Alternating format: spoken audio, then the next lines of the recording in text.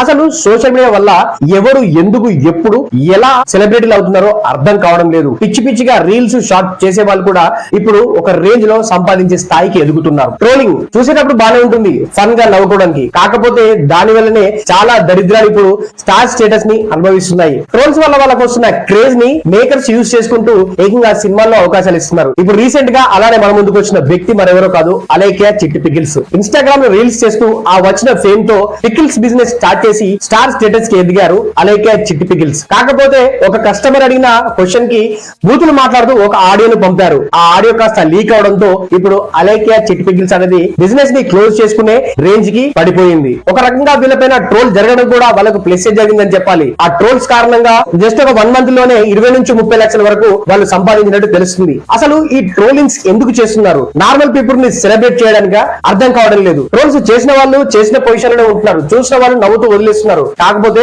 Troll అవుతున్న వారు మనకు తెలియకుండానే సెలబ్రిటీలు అయ్యి మన ముందే లక్షలు సంపాదిస్తున్నారు. అందుకే దయచేసి ఇన్స్టాగ్రామ్ లో వర్క్ లేని క్యాండిడేట్స్ పైన ట్రోలింగ్ పేరుతో వాళ్ళని ఫేమస్ చేయకండి. అదే రేంజ్ లో టాలెంట్ ఉండి అవకాశాలు దొరక్క ఫైనాన్షియల్ గా ఇబ్బంది పడుతున్న వాళ్ళు చాలా మంది ఉన్నారు.